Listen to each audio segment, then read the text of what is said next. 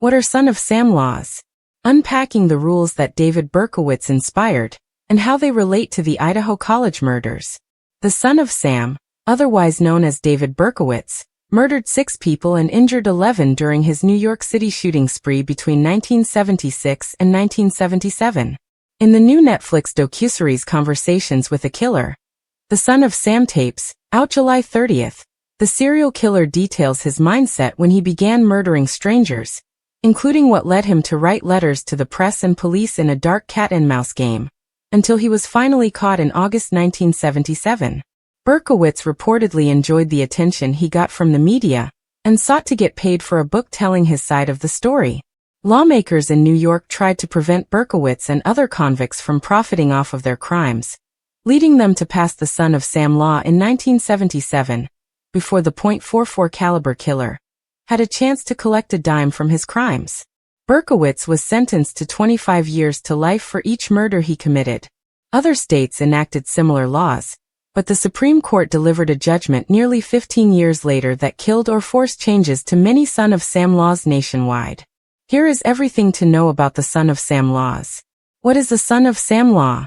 New York enacted the original Son of Sam law in 1977 in an effort to prevent Berkowitz and other criminals from profiting off of their crimes in the form of movie, TV, book and other media deals, according to the New York Times.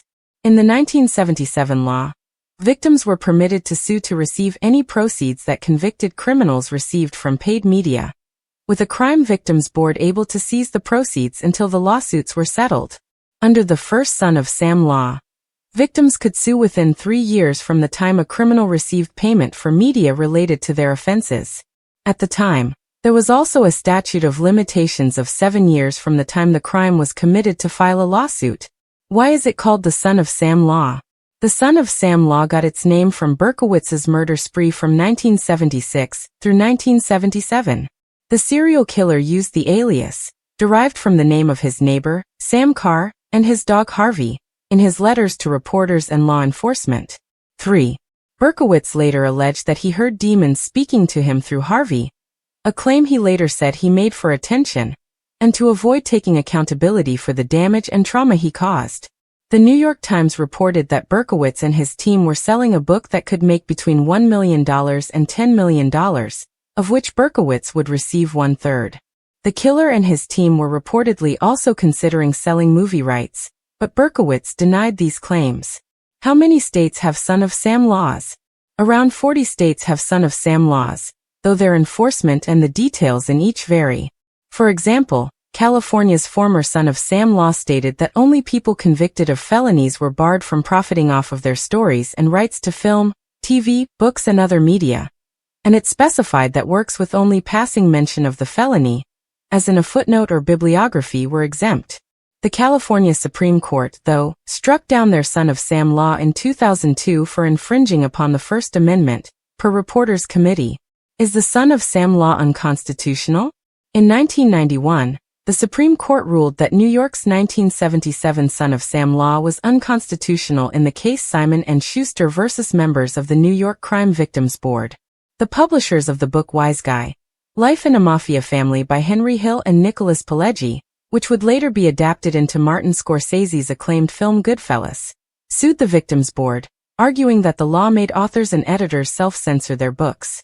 Justice Sandra Day O'Connor found in her opinion that the Son of Sam law violated the First Amendment, noting that it was presumptively inconsistent with the First Amendment if it imposes a financial burden on speakers because of the content of their speech.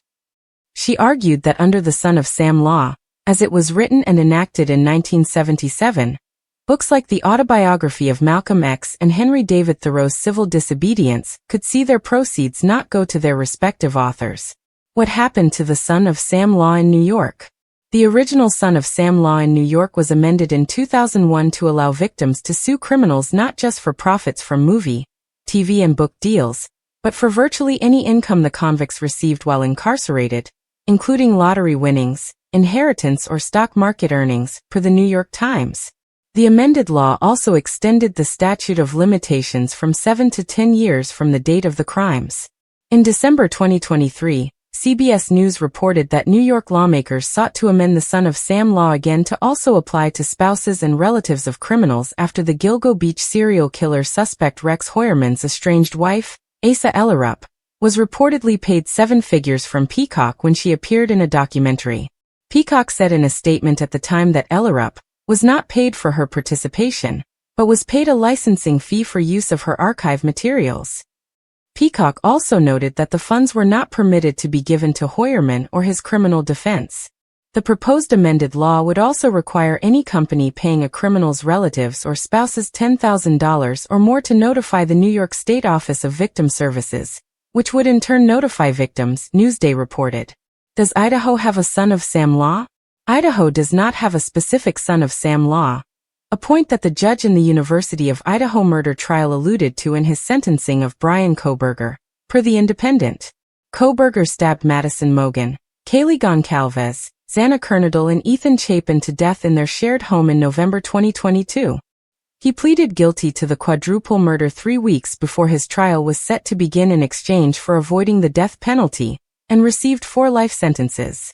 I know there has been concern about him collaborating on books, or movies or other media projects, and I truly hope that someone does not stoop to affording him this spotlight that he desires, in the name of clicks, royalties or profits.